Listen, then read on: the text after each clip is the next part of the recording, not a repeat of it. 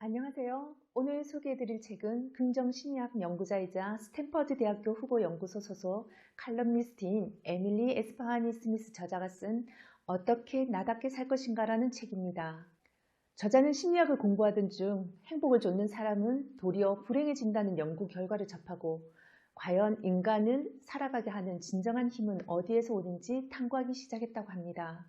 조지 엘리엇, 빅터 프랭클, 아리스토텔레스, 석가모니 등 각종 석학과 사상가들의 이야기를 집대성하고 500여 명이 넘는 다양한 인물들을 조사 연구한 결과 삶의 의미를 추구하는 것이 나다운 삶, 진정한 행복을 찾아가는 열쇠임을 밝혔습니다. 우리가 즐거운 시간을 가질 때 행복을 느끼고 아픈 사람을 간호할 때는 스트레스를 받지만 가족의 병간호가 더 중요하다는 데 동의하듯이 그 순간에는 행복하지 않아도 의미가 있기 때문에 더 심오한 형태의 행복으로 이어질 수 있음을 상기시키고 있습니다. 한편 북유럽처럼 부유하고 행복지수도 높은 나라가 풍토병이나 극심한 빈곤, 오랜 내전에 시달리는 행복지수가 낮은 나라보다 자살률이 현저히 높았던 원인도 삶의 의미의 부족이었다고 하는데요. 그래서 행복을 향한 집착을 버리고 각자의 상황에서 의미를 찾아 나답게 살 것을 역설하고 있습니다. 그렇다면 어떻게 나답게 살 수 있을까요? 저자는 삶을 지탱하는 의미들 중에 반복적으로 등장하는 4가지 주제를 바탕으로 나는 내 곁에 있는 사람에게 집중하고 있는가? 누구도 아닌 내가 해야 할 일은 무엇일까? 내 인생이 정말 별로일까? 나를 뛰어넘는 기쁨을 누려받는가? 라는 질문을 던지면서 유대감, 목적, 스토리텔링, 초월이라는 의미를 설명하고 있습니다. 유대감은 어떤 관계나 집단에 속할 때 생기는 감정으로 의미의 가장 중요한 원천입니다. 하지만 오늘날 전통적 형태의 공동체는 많이 사라지고 과거 어느 때보다도 디지털 인간관계가 늘어나면서 사회적으로 고립되어 가는 사람들의 비율이 증가하고 있어 외로움이 불행의 큰 원인이 되고 있습니다. 특히 이번 코로나와 같은 바이러스 재앙은 디지털 사회를 급속히 진행시키면서 개인들은 더 고립되고 우울증도 증가하는 걸 경험하고 있는데요.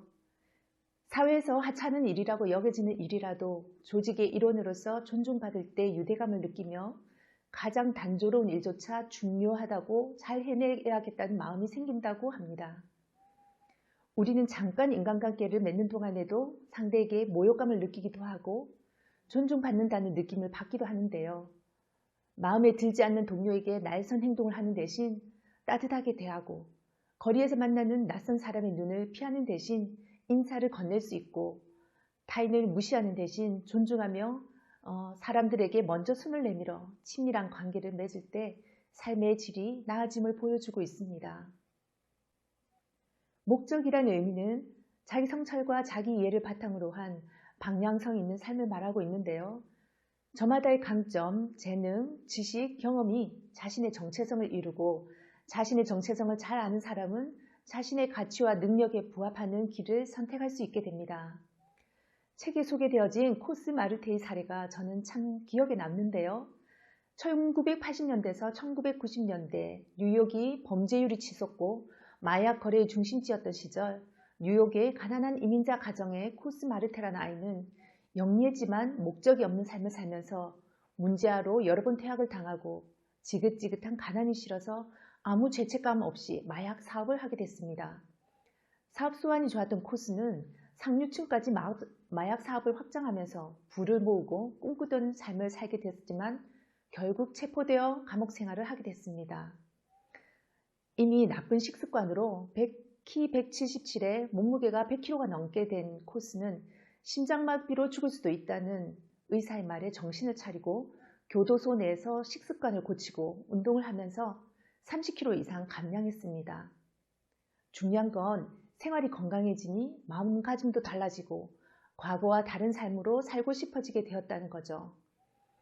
교도소 내에서 개인 트레이너를 자처하고 자신의 경험과 지식으로 다른 사람을 돕게 되면서 자신감과 보람을 가지게 됐고 삶의 진짜 목적을 찾게 됩니다.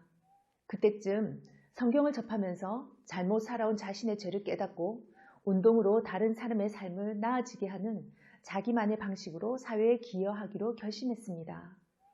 그 후 사회에 나와 좁은 공간에서도 할 수 있는 교도소 스타일의 운동을 전문으로 하는 피트니스 센터를 열고 선한 영향력을 끼치는 목적 있는 삶을 살게 됐다고 합니다. 이렇듯 자신이 하는 일을 다른 사람을 돕는 기회로 볼 때 우리의 삶과 일은 더 의미가 깊어진다고 합니다.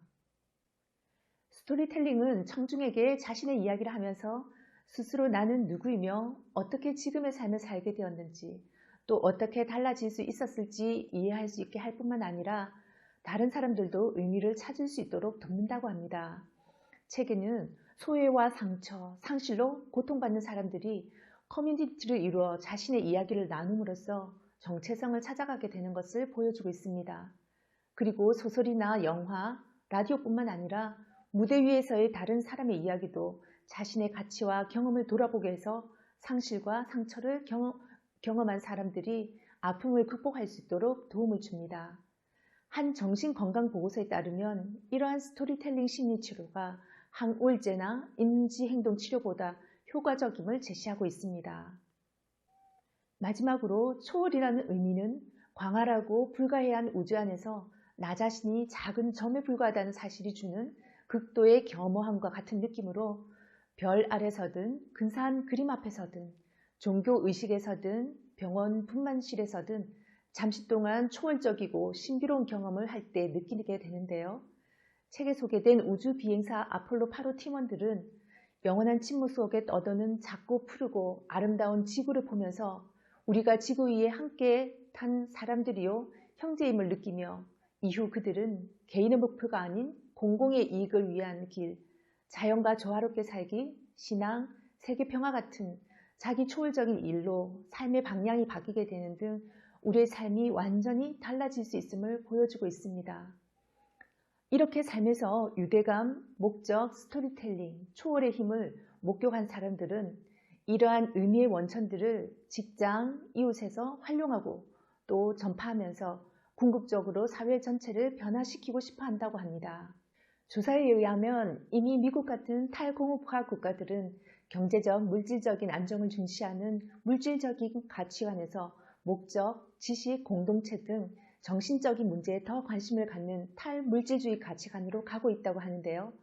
방황하는 청소년들에게 꿈과 목적 있는 삶을 돕는 공립학교 프로젝트, 은퇴자들의 제2의 일자리를 연결해주거나 노인들에게 자신의 강점을 활용해 사회에 참여하게 하는 고령 친화적인 정책들을 보면서 한국 사회도 이런 의미 공동체들을 많이 필요로 하는 시대가 되어가고 있다는 생각이 들었습니다.